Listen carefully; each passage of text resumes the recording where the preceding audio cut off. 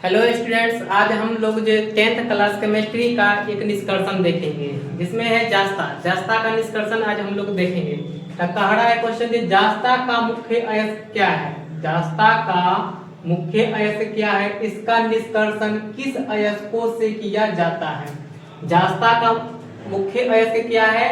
इसका निष्कर्षण किस अयस्कों से किया जाता है? तो इसका हम देखेंगे कैसे निष्कर्षण किया जाता है। तो निष्कर्षण देखने से पहले हम इसके बारे में समझ लेते हैं जास्ता से, क्योंकि ये जो वीडियो है यहाँ ऑब्जेक्टिव और सब्जेक्टिव जास्ता से बड़ा पूछता है, और विभिन्न सारे धातुओं के निष्कर्षण से बहुत सारा ऑब्जेक्टिव पूछता है।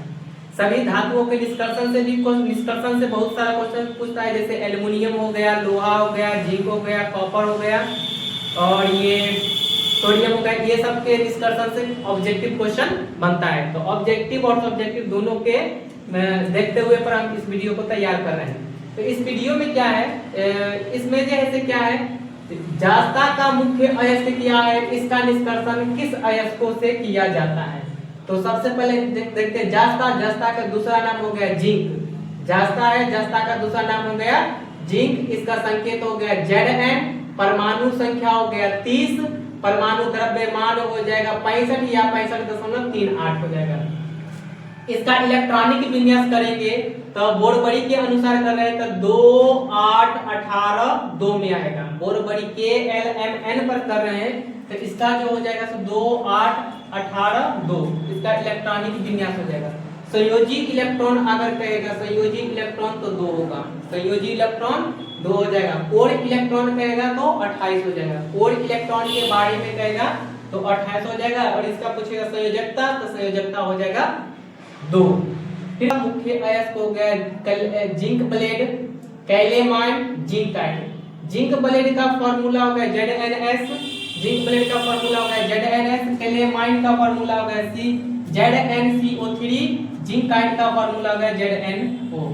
अब जास्ता का निष्कर्षण से मुख्यतः 2 अयस्कों से किया जाता है, एक जिंक ब्लेड से और दूसरा जो है कैलेमाइन से। जास्ता का निष्कर्षण जो है तो मुख्यतः 2 अयस्क से, एक हो गया कैलेमाइन से और दूसरा हो गया जिंक ब्लेड से। तो सबसे पहले हम लोग देखेंगे कैलेमाइन से, सबसे पहले देखेंगे कैलेमाइन अयस्कों से। तो कैलेमाइन अयस्कों से जास्ता का निष्कर्षण कैसे किया जाता है उसके बारे में समझ लेते हैं। फिर देखेंगे जिंक ब्लेड से कैसे किया जाता है उसके बारे में समझते हैं। तो कैलेमाइन अयस्कों से जास्ता का निष्कर्षण 2 स्टेप में आएगा, दोनों स्टेप को हम बारी बारी में समझते हैं। तो फर्स्ट स्टेप में कह रहा है सर्वप्रथम कैलेमाइन अयस्क को निस्तापित कर जिंक ऑक्साइड में परिवर्तित कर लिया जाता है। सर्वप्रथम क्या कर रहा है, जे सर्वप्रथम कैलेमाइन अयस्क को निस्तापित कर जिंक ऑक्साइड में परिवर्तित कर लिया जाता है। कैलेमाइन जो हो गया तो कैलेमाइन को निस्तापित किया जाता है। तो जब इसको निस्तापित किया जाता है ये जिंक ऑक्साइड और कार्बन डाइऑक्साइड में टूटता है। ये कार्बन डाइऑक्साइड गैस रहता है, इसीलिए रिलीज हो जाता है, तो रिलीज हो रहा है, निकल रहा है, तो इसीलिए इसको तीर के चिन्ह जो है सिर्फ ऊपर की तरफ दे। इसका सेकेंड स्टेप क्या हो जाएगा, इसका सेकेंड स्टेप में जो हो जाएगा, ये जो जिंक ऑक्साइड है, ये जो जिंक ऑक्साइड हमको प्राप्त हुआ है उसको क्या कहेंगे, सेकेंड स्टेप में प्राप्त जिंक ऑक्साइड को कोयले के चूर्ण के साथ मिलाकर गर्म करके जिंक धातु प्राप्त कर लिया जाता है। ये हो गया जिंक ऑक्साइड को कार्बन के साथ में मिला करके गर्म करेंगे, यानी कि अवकरण करेंगे, तो जाकर के ये जिंक ऑक्साइड है वो टूट जाएगा जिंक में और कार्बन डाइऑक्साइड में। तो ये जो मेरा जिंक मिल रहा है यही होता है शुद्ध धातु जिंक ब्लेड से। दूसरी विधि क्या है, जिंक ब्लेड। तो जिंक ब्लेड से देखेंगे तो जिंक ब्लेड के द्वारा कैसे किया जाता है निष्कर्षण, इसके बारे में समझते हैं। सांद्रित जिंक ब्लेड को वायु की उपस्थिति में उच्च ताप पर गर्म करके जिंक ऑक्साइड में परिवर्तित कर लिया जाता है।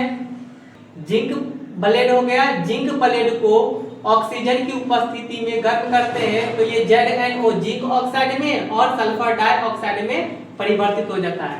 अब यहाँ पर क्या, उपयुक्त विधि द्वारा प्राप्त जो जास्ता होता है वो अशुद्ध होता है। इसको शुद्ध करने के लिए वैद्युत अपघटन विधि द्वारा इसको शुद्ध कर लिया जाता है। अशुद्ध जास्ता में जब वैद्युत अपघटन की क्रिया करते हैं तो वैद्युत अपघटन की क्रिया के माध्यम से हमको शुद्ध जास्ता प्राप्त कर लिया जाता है। इस विधि के द्वारा प्राप्त जो जास्ता होगा वो 99% 9 जो है शुद्ध होगा। इस प्रकार प्राप्त जास्ता 99.9% जो होता है तो शुद्ध होता है। इस तरह से हम देख लिए कि जास्ता के पूर्ण रूप से निष्कर्षण कैसे किया जाता है।